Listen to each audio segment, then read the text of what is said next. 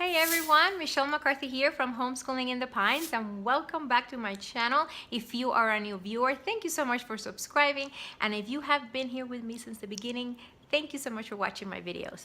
Today I want to talk to you all about how I plan to add some enchantment to my homeschool.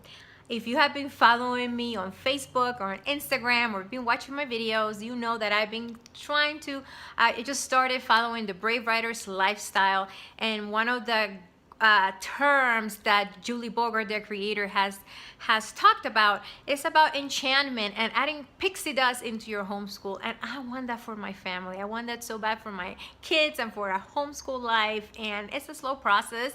You cannot do everything at once. But I know these are the things that I plan to incorporate into my homeschooling, to add some enchantment and add some pixie dust in there.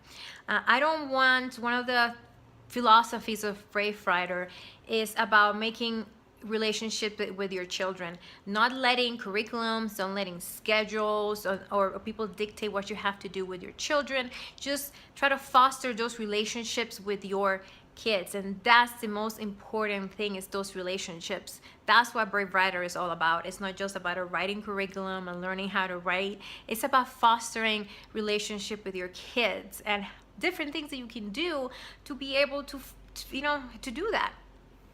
So I just want to talk to you guys about what I want to do to add some enchantment into my life, into my homeschool. One of the things that I already started doing, it is poetry tea time.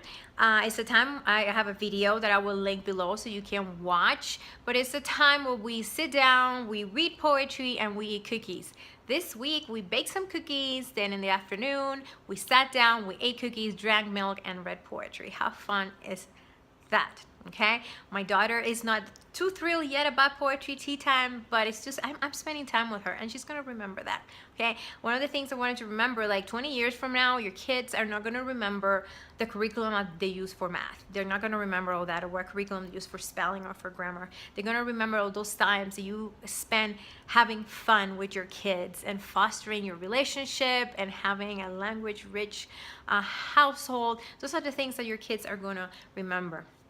So another thing that I plan to do is having more art studies, trying to learn about art, maybe going some field trips to the art museum, just to foster that love for art. Also music appreciation. Those are the things that sometimes you don't think about, but that adds so much into your life. Learning about music and learning how to listen to music. Another thing I plan to do to add some enchantment is to do some nature studies. Just getting out there and spending some time alone in this beautiful creation that God has made for us. And sometimes, yeah, we will do something more formal, or we gather leaves and things like that, but just go out and have fun and enjoy that time outside. Today we went on a hike. We were out walking for about 45 minutes, and we had fun just spending that time together. My kids will remember that 20 years from now. They're not going to remember the spelling curriculum. Another thing, I just having movie nights, family movie nights. We just sit all together, watch a movie, and maybe discuss the movie afterwards. It might do something that we haven't done before, so that I would like to incorporate that, because that helps with reading comprehension, guys. That helps with the writing, and they're not reading or writing, so it's huge. And how fun is that, just to watch a movie to help with your language arts? That's adding enchantment. Another thing is a read aloud. So spending time together reading aloud.